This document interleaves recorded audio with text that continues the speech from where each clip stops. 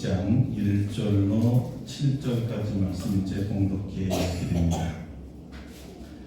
에베소 교회의 사자에게 편지하라. 오른손에 있는 7뼈를 붙잡고 7 금 촛대 사이를 거니시는 이가 이르시되, 내가 네 행위와 수고와 네 인내를 알고 또 악한 자들을 용납하지 아니한 것과 자칭 사도라 하되 아닌 자들을 시험하여 그의 거짓된 것을 네가 드러내는 것과 또 네가 참고 내 이름을 위하여 견디고 게으르지 아니한 것을 아노라.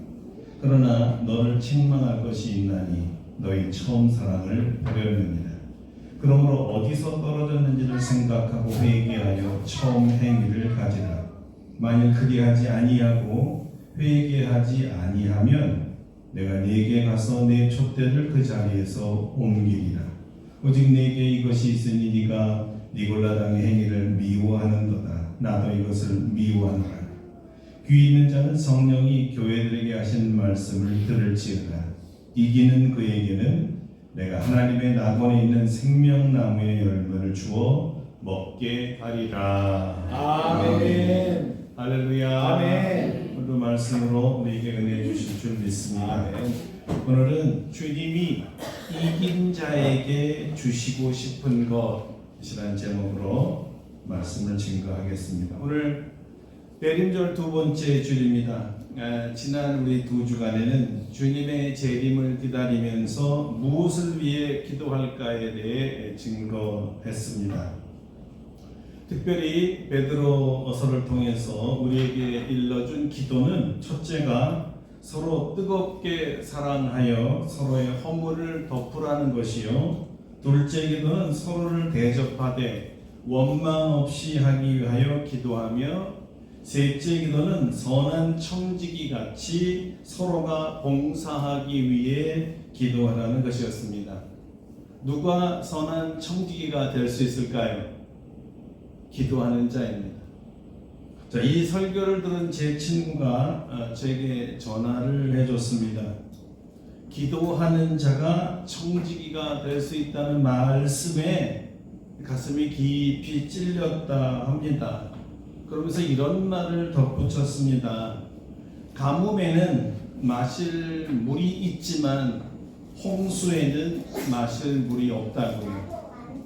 요즘 말씀의 홍수 시대라고 하는데 오히려 먹을 말씀이 없는 반면에 아름답고 복된 교회 성도들은 들은 말씀이 있으니 행복한 분들이라고 부러워합니다. 아멘. 할렐루야. 아멘. 대림절 둘째 주일에도 주님의 재림을 믿는 귀한 우리 성도들에게 우리 주님께서 특별히 너희가 이렇게 하면서 나를 기다리면 좋겠다 해서 주신 말씀입니다. 요한계시록은 주님의 계시이며 반드시 속히 일어날 일들을 요한에게 보여주신 말씀입니다. 그러므로 요한은 이렇게 권면합니다. 이 예언의 말씀을 읽는 자와 듣는 자와 그 가운데 기록한 것을 지키는 자는 복이 있나니 때가 가까웁니다. 요한이 주님으로부터 받은 이 계시는 소아시아 7 교회에 보내는 메시지였습니다.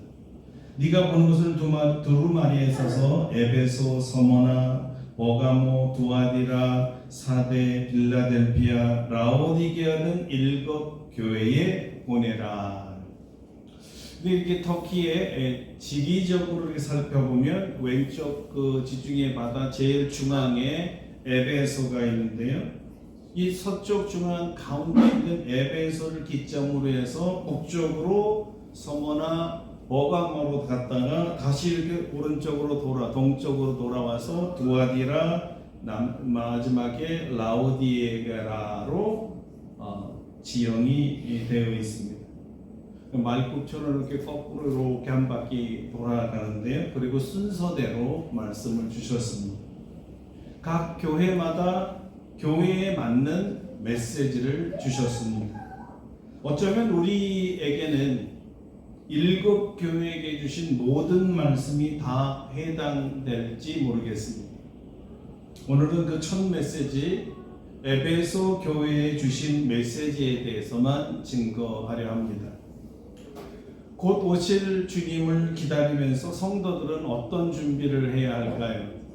그리고 그동안 잘 못한 것과 잘한 것을 정리하면서 잘한 것은 축복으로, 잘못한 것은 심판으로 판단하실 텐데, 주님은 잘못한 것에 대해서 우리가 어떻게 하기를 원하신다고 하십니까? 그리고 잘해서 결국 마지막까지 이긴 사람에게는 무엇을 상급으로 주신다고 하셨나요? 잘해서 이긴다는 것은 주님께서 우리에게 바라시는 것을 다 이루어 드렸다는 말인데, 그렇다면 주님이 우리에게 바라는 그것은 무엇입니까? 먼저 주님은 자신을 이렇게 소개했습니다. 나는 오른손에 있는 7뼈를 붙잡고 7금 촛대 사이를 거닌다. 7뼈는 7교회의 사자를 말하고 7 촛대는 7 교회를 말합니다. 아마 주님께서 에베소 교회를 계시의 첫 교회로 삼은 것은 가장 먼저 말하고 싶었던 말씀이 계셨기 때문일 겁니다. 주님이 생각할 때 가장 아쉬운 면이고 가장 안타까운 마음이었을 것입니다. 또한 이 말씀 또한 주님의 재림을 준비하는 우리가 가장 먼저 들어야 할 말씀이고, 주께서 제일 먼저 우리에게도 바라고 주시는 말씀인 것입니다. 주님께서 에베소 교회의 사자와 교회에게 칭찬의 말씀을 먼저 하셨습니다. 내가 내 행위와 수고와 내 인내를 알고 또 악한 자들을 용납하지 아니한 것과 자칭 사도라 하되 아닌 자들을 시험하여 그의 거짓된 것을 네가 드러낸 것과 또 네가 참고 내 이름을 위하여 견디고 게으르지 아니한 것을 아노라. 칭찬은 악한 자를 용납하지 않은 것과 자칭 사도라 하는 자의 거짓됨을 드러낸 것입니다. 교회 안에 있는 거짓된 사도들이 있습니다. 그러니까 주님은 선 자체이시고 진리이시기 때문에 악과 거짓을 미워하십니다. 주님을 닮아서 주님의 교회가 악과 거짓을 미워하고 그리고 교회 안에 있기를 거절하고 그리고 이것을 다 베어버린다면 주님께서는 칭찬하실 것입니다.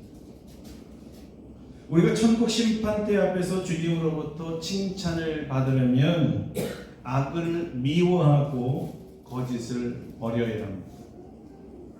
그리고 두 번째 칭찬은 주님의 이름을 위하여 참고 견디고 인내한 것입니다. 악이 판치고 진리에 사로잡혀 있을 성도들이 거짓에 사로잡혀 있다면 어디서요? 교회 안에서. 지금 세상 얘기를 하는 게 아닙니다. 교회 안에 이런 일이 일어나고 있다는 것입니다. 만약에 이런 상황에 있는 성도라면 그 믿음을 올바르게 지키기가 아주 어려웠을 것입니다. 하지만 이런 상황에서도 에베소 교회는 이겨냈고 견디고 참고 인내했다는 거예요. 당연히 주님 때문에 말입니다. 주님을 위해 주님의 이름을 위해 참고 견디는 자를 주님께서 칭찬하십니다. 여러분, 오늘 우리 시대에도 이 교회 안에 거짓 사도들이 너무 많이 들어와 있습니다. 악이 너무 많이 들어와 있습니다. 하지만 이렇게 교회가 아무리 험담해지고 진실이 파괴되고 거짓으로 도배한다고 해서 낙심하거나 믿음에서 떨어지지 않아야 합니다. 주님을 위해 끝까지 참고 주님을 위해 인내하고 주님을 위해 견디시기를 바랍니다. 아멘. 주님께서 착하고 충성된 종이라 하시면서 크게 칭찬해 줄 줄로 믿습니다. 아멘. 그 칭찬 다음에 곧장 그러나 성경은 그러나라고 말하고 있어요. 이 그러나라는 말은 문법적으로 역적 접속사라고 하는데요. 대조나 반대나 전환이나 대립을 말할 때 사용하죠. 그러니까 앞에 내용의 반전이 일어나고 있음을 예고하는 기능을 하고 있는 말입니다. 여러분 긴장되죠? 뭘까? 자, 앞에는 칭찬이니까 반대는 뭐가 되겠어요? 책망이게 되겠습니다. 예, 에베소 교회가 일반적으로는 다 잘한 것 같은데 주님께서 섭섭한 게 하나 있다는 거예요. 주님께서 가장 중요하게 여기는 거였어요. 그것이 뭘까요? 자, 여러분 들어보세요. 주님께서 직접 말씀하셨습니다. 그러나 너를 책망할 것이 있나니 너의 처음 사랑을 버렸느니라. 너의 처음 사랑을 버렸느니라. 우리가 주님을 믿을 때 주님께서 가장 중요하게 여기는 것이 있어요. 그게 무엇일까요? 사명 참 중요하죠. 그러나 주님이 가장 중요하다고 생각하는 이것보다 앞서지는 않습니다. 봉사, 이것도 물론 중요한데요. 이것도 아닙니다. 헌금일까요? 이건 전혀 거리가 먼 이야기입니다. 교회 출석일까요? 굉장히 중요하죠. 그러나 이것 없는 성수주일에는 많은 문제가 있습니다. 그게 뭡니까? 사랑. 주님에 대한 사랑. 사랑 없이 한 부부가 한 집에서 평생을 산다. 행복할까요? 청년들은 아직 잘 모르죠. 여러분 보기에 사랑 없이 살아가는 부모님들 보기가 행복해 보입니까? 사랑하지도 않는 사람에게 귀한 선물을 준다. 행복할까요? 우리 주님께서 우리에게 원하시는 것은 최고의 사랑입니다. 부부간의 문제는 처음 사랑과 같지 않다는 데에서 시작됩니다. 사랑이 식어졌다는 거예요. 한 집에서 살아도 가장 먼 사이가 되는 거죠. 주님은 우리의 주와 그리스도로 영접할 때 그 순간부터 우리 안에 들어와서 거주하며 사십니다. 쉽게 말해서 내 안에서 사십니다. 가까워도 이렇게 가까울 수가 있을까요? 그런데 내 안에 있는 우리 주님을 내가 사랑하지 않으면 내 안에 계신지 안 계신지 인식도 되지 않습니다. 아예 내 안에 없는 분처럼 내가 그렇게 생각하고 살아가요. 내 안에 계신데도 안녕하세요 주님 이런 인사 안 합니다. 더더구나 사랑합니다 주님 이런 고백 언제 했는지 까마득할 겁니다. 기억도 안 나요. 우리 주님은 우리를 사랑해서 아예 함께 살자고 우리 안에 들어와서 사시는데도 말이죠. 우리는 종일토록 주님과 한마디도 안 합니다. 그렇다면 내 안이라는 것은 주님을 가다놓는 감옥이 되지 않을까요? 그렇게 생각해 보셨어요?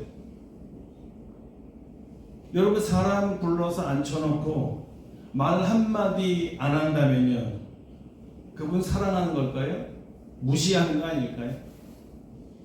한 시간도 아니고 하루 종일 한마디도 안 한다? 아니 일주일 내내 얼굴도 한번 쳐다보지도 않는다? 앞에다 두고 그게 한 달, 1년 그렇다면 과연 사랑하는 사이일까요? 여러분 첫사랑 때는 어땠습니까? 주님이 날 사랑해서 날 위해 내 죄를 갚으시려고 나 대신 십자가에 못 박혀 죽으셨다? 여러분 이 말에 우리 정신이 다 나갔었잖아요. 아니 어떻게 사람이 그럴 수 있어요? 어떻게 사랑이라는 게 그래요? 이런 사랑이 도대체 어디 있어요? 아무리 날 사랑해도 그렇지 어떻게 그렇게 죽을 수 있어요?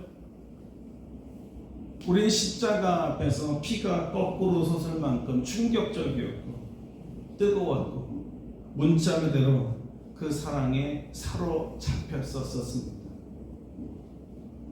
눈을 감아도 십자가요, 눈을 떠도 십자가요. 그 십자가 사랑에 멍 때리기를 얼마나 많이 했어요. 한마디로 미쳤었죠. 사랑에 미쳤어요. 주님을 위해 그때는 무엇이든지 다 했습니다. 그리고 주님께 드리는 것이 그렇게 기뻤습니다.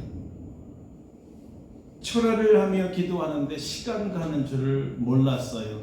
그때는. 지금 저희가 북한산 아래 저 오늘 날씨가 그래서 잘 안 보이지만 백운대 인수봉 다 보이잖아요. 예수님과 첫사랑에 빠졌을 때 저 산에 매주 올라가서 기도를 했어요. 비 오고 이렇게 눈 오는 날은 비닐 포장지 갖다가 깔고 그 안에다 방석을 넣어서 비닐로 뒤집어 쓰고 가장 높은 바위에 앉아서 기도하면 날이 셀 때까지 기도하더라고요. 그냥 시간이 훅 지나가요. 어떻게 이게 가능했어요? 사랑이라. 예수님을 사랑하게 되면 이런 것들이 별 문제가 되지를 않아요. 그런데 사랑이 모든 것을 가능하게 만드는 반면에 이 사랑이 빠지면 사람이 너무 이성적이 되어버려서 자꾸 모든 것을 이성적으로 판단하고 싶어해. 아니 어떻게 그렇게 돼? 그건 말이 안 되지. 사랑에 빠지면 거의 부정적이 되고요, 소극적이 되고요, 모든 것이 가능하게 했던 것을 반대로 다 불가능한 것으로 바뀌어져요. 하지만 할 수 없어. 안 돼. 죽어도 안 되지. 자, 여러분 요즘 철회하십니까? 아무도 안 계십니다. 왜 기도하지 않죠? 답은 분명합니다. 물론 여러 이유가 있지만 사랑이 식어진 거예요. 첫사랑과 전혀 같지 않기 때문이죠. 이전에 첫사랑이 충만했을 때 나타난 두드러진 특징이 무엇인지 여러분 혹시 기억하세요? 말씀과 기도에 지배된 삶이었습니다. 그렇지 않았습니까? 기도와 말씀이 분리된 것이 아니라 하나가 돼서 나를 지배하더라고요. 어떻게 지배했다는 거예요? 사로잡았다는 거예요. 우리는 사로잡혔었어요. 거기에 성령님의 강한 이끄심이 있었습니다. 사도 바울은 이런 사로잡힘을 말씀에 매여 있다고도 표현하고 성령께 붙들려 있다라고 표현도 했어요. 우리가 하나님을 사랑한다는 최고의 표현이 바로 내가 사랑하는, 나를 사랑하는 그 하나님의 말씀을 경청하는 거예요. 그리고 그 말씀에 무조건 순종하고 싶었던 거죠. 사랑하는 사람이 부탁하면 뭐든지 해주고 싶잖아요. 하나님이 말씀하시면 다 해주고 싶은 거예요. 그리고 사랑하는 사람의 특징은 무조건 물어봅니다. 하나님께 물어봤어요. 하나님과 내 생각을 나눴어요. 그리고 내가 필요한 것을 다 구했어요. 사랑하는 하나님과 종일 함께 있는 것이 나의 최고의 기쁨이었고 최상의 행복이었으니까요.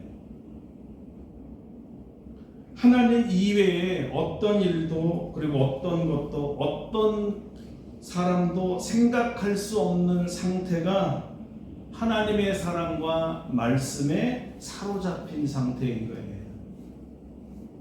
사랑의 포로가 되었으니까요. 첫사랑의 위대한 힘은 하나님이 나의 전부가 되게 하는 거예요. 사랑하게 되면 거기에 꽂혀요. 그게 전부예요. 24시간 하나님의 임재 안에 있게 하고 그 임재를 느낄 수 있게 해줘요. 사랑이라는 게 말이죠. 그러나 사랑이 식어지면 하나님이 계셔야 할 그 자리에 다른 것이나 다른 사람이나 다른 일들이 들어와 차지하게 됩니다. 사랑이 식어지면 하나님이 보이지를 않고 다른 것이 보입니다. 사랑의 대상이 바뀐다는 뜻이에요. 하나님 이외에 다른 것들이 이제는 나를 지배하기 시작합니다. 하나님 이외에 다른 것들이 나의 삶과 생각을 지배하지 말게 해달라는 기도를 할 수밖에 없는 거예요. 그 소원을 닮아 만든 찬송이 94장입니다. 여러분이 잘 아는 주 예수보다 더 귀한 것은 없네라는 찬양이죠. 주 예수보다 더 귀한 것은 없네. 이 세상 부귀와 바뀔 수 없네. 영 죽은 내 대신 돌아가신 그 놀라운 사랑 잊지 못해. 주 예수보다 더 귀한 것은 없네. 이 세상 명예와 바꿀 수 없네. 이전에 즐기던 세상 일도 주 사랑하는 마음 뺏지 못해. 주 예수보다 더 귀한 것은 없네. 이 세상 행복과 바꿀 수 없네. 유혹과 핍박이 몰려와도 주 섬기는 내 마음 변치 않아. 세상 즐거움 다 버리고 세상 자랑 다 버렸네. 주 예수보다 더 귀한 것은 없네. 예수밖에는 없네. 아멘. 할렐루야. 아멘. 세상 부귀, 세상 명예, 세상 행복, 세상 일, 이런 것들만 보이고 이런 것들만 생각나고 이런 것들에만 사로잡혀 있다면 틀림없이 첫사랑을 버린 거예요. 첫사랑의 의미는 처음 사랑이지만 이 첫이라는 단어가 헬라어를 보니까 최고의 라는 뜻을 갖고 있어요. 첫사랑은 사실 우리가 주님께 드릴 수 있는 최고의 사랑, 최상의 사랑이었던 거예요. 그러므로 처음 사랑, 첫사랑을 버렸다는 말은 사랑의 우선순위가 바뀌었다는 것이고, 또는 더 이상 예수님은 나의 최고의 사랑의 대상자가 아니다라는 거예요. 주님께서 이 생각을 아시고 우리 입에서 나오는 우리의 말을 들으셨고 사랑의 최고의 자리에서 밀려나셨기 때문에 너무 가슴이 아프고 섭섭하신 거예요. 야, 섭섭하다. 난 널 위해 내 생명을 주었는데, 난 널 한순간도 잊은 적이 없는데, 나는 십자가에서 못 박힌 나의 손으로 너의 손을 잡고 한 번도 놓은 적이 없는데 넌 나의 손을 뿌리치는구나. 어떻게 하면 처음 사랑, 최고의 사랑을 회복할 수 있을까요? 주님께서 말씀하셨습니다. 그러므로 어디서 떨어졌는지를 생각하고 회개하여 처음 행위를 가지라. 사랑의 회복의 첫 단계는 생각하는 것입니다. 어디서 첫사랑을 떨어뜨렸을까? 어디서 잃어버렸을까? 어디서 내가 실족했는가? 하나님에 대해서 실족했기 때문에 하나님에 대한 사랑의 우선순위가 밑으로 내려간 거거든요. 참 희한하게도 그렇게 살아가는 하나님에 대해서 실족한 사람이 태반입니다. 그래서 생각해야 돼요. 왜 내가 첫사랑을 잃어버렸을까? 무슨 일이 나에게 있었던 것인가? 왜 뜨거운 사랑이, 미칠 듯 과감했던 그 사랑이 지금은 사라졌을까? 어떤 분은 기도하고 또 기도했는데 무엇이든지 주님의 이름으로 구하면 주신다고 해놓고 여전히 응답이 없기 때문에 이 주님 말씀에 실족하고 실망하고 사랑이 식어졌다는 거예요. 나는 너희를 치료하는 하나님이라 스스로 선포하신 하나님이면서 여전히 치료해 주지 않을 때 믿음이 식어지고 사랑도 식어진 거죠. 너무 세상 일이 많고 바빠서, 너무 또 세상이 좋아서, 한때 뜨거웠던 하나님과의 로맨스를 뒤로 한 채 외도하는 신부처럼 주님을 떠난 분도 있습니다. 이게 잘못된 거 알지만 얘는 나를 적어도 사랑해 주잖아. 병든 사랑인데 그걸 쫓아가요. 교회와 성도와 믿음과 말씀 자체에 시험이 든 사람이 있어요. 아니 이게 교회야? 아니 이런 게 성도야? 인간에 대한 실망으로 교회를 등지고 주님의 사랑이 식은 채 세상으로 돌아간 사람들도 있습니다. 여러분은 어떤 문제로 주님의 사랑이 식어졌습니까? 무엇 때문에 예수님의 사랑이 떨어져 나갔습니까? 어떤 사람 때문에 하나님의 사랑을 잃어버렸습니까? 무엇이든 사랑을 회복해야 될, 회복하라 하시니 회복해야 하는데 잃어버린 첫사랑을 회복하는 방법은 단 한 가지뿐입니다. 회개입니다. 단순한 회개가 아닙니다. 회개하고 처음 가졌던 그 첫사랑을 가지라는 거예요. 처음 행위죠. 잘못됐군요. 생각해보니 여기가 문제가 있었어요. 인정합니다. 여러분 이것을 회개라고 말하지 않습니다. 회개라는 것은 처음 행위로 돌아가는 거예요. 지금 현재의 과거의 일에 대해서 깨달았다고 해서 처음 행위를 갖는 게 아니라 돌아가서 첫 사랑을 갖는 거예요. 입술의 고백이나 마음의 인정이 아닙니다. 물론 눈물을 흘리며 아파하며 가슴을 칠 수 있죠. 후회하니까. 그렇다고 회개는 아닙니다. 회개는 마음을 바꾸고 방향을 바꿔 돌이키다는 뜻이에요. 결국 이 말은 하나님께 돌아오다라는 의미였습니다. 세상을 향했던 마음을 바꾸고 그 사랑을 다시 돌이켜서 예수님께로, 예수님과의 첫사랑으로 돌아가는 것이 회개입니다. 첫사랑이 회복되지 않으면 진정한 의미에서의 회개, 주님이 바라시고 인정하는 회개가 아닙니다. 사람 간에도 미안하다고 얘기하지만 이 미안하다고 말을 받는 사람 입장에서 볼 때 회개가 미안함이 안 느끼는 말이 있어요. 말 가지고는 안 돼요. 마음이 보여져야 됩니다.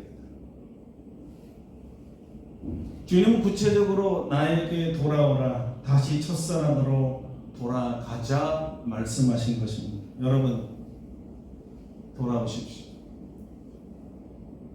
오해와 실망과 좌절과 빗나간 사랑으로 주님을 떠나고 첫사랑을 잃어버렸다 할지라도 다시 주님께 돌아와야 합니다.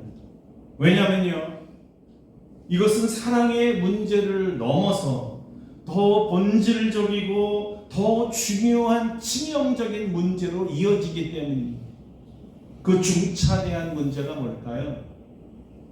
회개는 일종의 사양 선택이 아니기 때문입니다. 옵션이 아니에요. 해도 되고 하지 않아도 되는 선택이 아니란 말입니다. 그럼 뭐가 문제예요? 문제는 여기에 있습니다. 들어보세요. 만일 그리하지 아니하고 회개하지 아니하면 내가 너에게 가서 내 촛대를 그 자리에서 옮기리라. 처음에 우리가 촛대는 교회라고 말한다 그랬죠? 네 촛대를 그 자리에서 옮기리라. 무슨 말일까요? 교회를 제거한다는 거예요. 없애겠다는 말은 곧 폐지시키겠다는 말입니다. 정말일까요? 그냥 위협이나 공갈 아닐까요? 불행하게도 에베소 교회는 현재 존재하지 않습니다. 역사에서 사라졌습니다. 이 뜻은 그들이 주님의 말씀을 듣고도 장난이겠지, 위협이겠지 하다 회개하지 않았다는 뜻이고, 주님은 자신이 경고하신 대로 그 촛대를 옮기셨다는 거예요. 그 안에 교회가 건물일까요?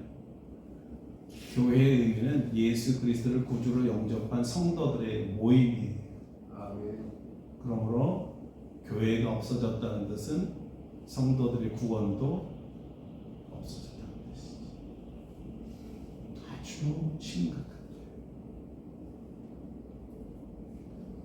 두렵지만 이것이 우리에게도 주신 같은 경고입니다. 첫사랑은 불편한 관계, 불행한 관계만을 만들어내는 것이 아니라 사랑의 대상자가 바뀌는 결과를 만들어냅니다. 여러분, 교회가 없어진단 말이에요. 그럼 우린 어디서 예배를 드립니까? 없습니다. 요즘 그 유튜브를 통해서 예배를 드리는 시대라고 하는데, 이제 이거를 유반젤리즘이라는 말을 써요. 유반젤리즘이라는 것은 유튜브와 이반젤리즘을 섞어서 만든 말입니다. 교회에 출석하지 않고 집에서 유튜브를 통해 설교를 듣는 사람들을 말하는 거예요. 예배드릴 교회가 없어졌어도, 그래서도 그랬지만 더 이상 교회를 필요로 하지 않는 집단들입니다. 사랑이 식어지면 모든 행위가 합법화됩니다. 거기에 대중이 합세해서, 나만 그런 게 아니라 너무 많은 사람들이 그래요. 제가 어저께 2030 트렌드를 한번 봤는데요. 크리스찬 중에 유튜브를 통해서 설교를 듣는 사람이 68%나 돼요. 나만이 아니라 대부분 사람들이 이렇게 하는구나 할 때 뭐가 되죠? 보편화가 돼요.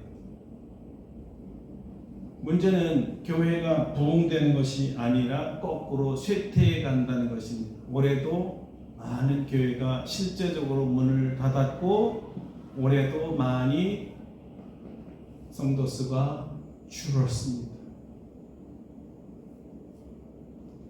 교회는 살아있는 주님의 몸, 다시 말하면 유기적 기관이 생명체이기 때문에 인격과 인격의 만남이 핵심이에요. 그런데 미디어란 매개체가 이 만남을 방해합니다. 결과는 교회가 하나하나 사라진다는 점이죠. 이 편리라는 놈이 들어오면 성도들은 신앙이 죽고 희한하게 사랑이 식어져 간다는 거예요. 현대인의 편리함의 문제를 넘어서 여기에는 주님과의 치명적인 사랑의 관계에 문제가 생깁니다. 사람과 사람이 만나지 않고 오직 불안감만으로 서로 사랑할 수 있고 지속적으로 사랑할 수 있을까요? 가능해요? 저기 젊은 부부들이 많이 오면 더 좋은데, 더 뜨거운 사랑의 관계로 발전할 수 있을까요? 오직 브라운관을 통해서 사귀면 말이에요. 모든 신앙을 방해하는 상황에서 이기는 자에게 주님께서는 아주 귀한 약속을 주셨습니다. 귀 있는 자는 성령이 교회들에게 하시는 말씀을 들을지어다. 이기는 그에게는 내가 하나님의 낙원에 있는 생명나무의 열매를 주어 먹게 하리라. 이기는 자는 어떤 자일까요? 귀가 있어서 오늘 성령께서 하시는 말씀을 듣는 자였습니다. 듣고 자신이 어디서 처음 사랑이 떨어졌는지 생각하고 회개하여 처음 사랑으로 회복한 자를 말하는 거예요. 이기고 싶습니다가 아니라 여기 과거형 시제죠. 이긴 자, 회복된 자, 이미 회개한 자를 말하는 거예요. 여러분도 이기셔야 합니다. 아멘. 자, 여기서 우리가 마지막으로 하나 더 생각해 보겠습니다. 이기려면 싸움의 대상, 이길 수 있는 대상이 있어야 되는 거 아니에요. 무엇과 싸운다는 거죠? 또는 누구와 싸운다는 거예요. 우리 싸움의 대상은 누굽니까? 아니, 무엇입니까? 오늘 말씀 본문 안에서만 찾으면 악이요 자칭 사도라 하는 거짓 사도들이요 성직자와 평신도를 갈라치기 하는 니골라 당이었습니다. 이들의 특징 공통점이 무엇인지 아십니까? 우리의 첫사랑이 돌아오지 못하게 방해하는 자들입니다. 회개하지 못하게 방해하는 세상 정보들을 말하는 것이요, 진리에서 떠난 방송을 하는 유튜브들을 말하는 것입니다. 이것들과 싸우십시오. 싸워 이겨야만 첫사랑을 회복할 수가 있습니다. 주님은 이기는 자들에게 하나님의 낙원에 있는 생명나무의 열매를 주어 먹게 하시겠다고 하셨습니다. 하나님의 낙원에 있는 생명나무의 열매가 바로 주님이 이기는 자에게 주고 싶었던 선물이에요. 그게 뭘까요? 주님의 사랑이었습니다.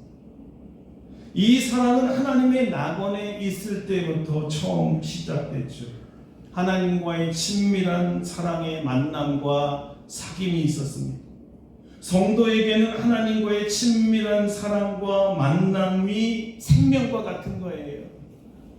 주님의 사랑을 받지 못하고 자신의 사랑을 주님께 드리지 못하는 성도들은 그 영이 고갈되어서 말라 죽는 나무와 같습니다. 수액이 없어지면 죽는 것처럼 사랑이 없으면 성도는 죽는 거예요.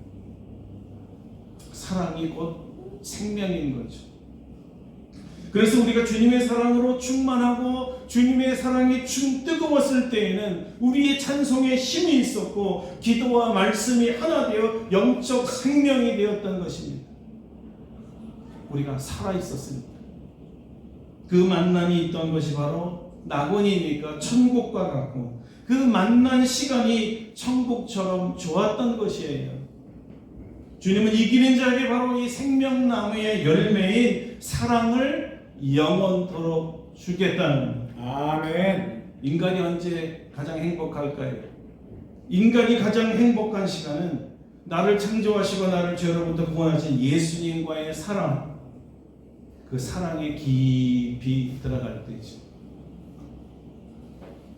그런데 문제는요, 우리보다 주님이 이것을 더 원하시고 더 행복해 하신다는 거예요.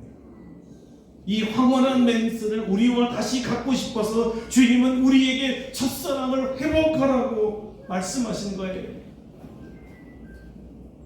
이것이 회개하라 명령처럼 보이지만 실제는 부탁이요 간절한 호소입니다. 이렇게 주님이 원하고 계신다는 거예요. 우리랑 다시 첫사랑을 회복하고 싶은 거예요. 다시 그 사랑을 나누고 싶은 거예요. 주님이 더 원하시는 거예요. 여러분, 그 사랑으로 다시 돌아가고 싶지 않습니까? 그때가 그립지 않은가요? 주님이 기다리고 계십니다. 어디서 처음 사랑이 떨어졌는지 생각하고 회개하여 다시 처음 사랑을 가집시다. 아멘. 주님의 따뜻한 품으로 돌아갑시다. 기도하겠습니다. 오늘 1분 동안 묵상하십니다. 어디서 사랑이 떨어졌을까? 누구 때문에? 무엇 때문에? 왜 이런 일이 생겨서 내가 믿음에서 떨어지고 실족했을까 생각하셔야 돼요. 그리고 회개하시고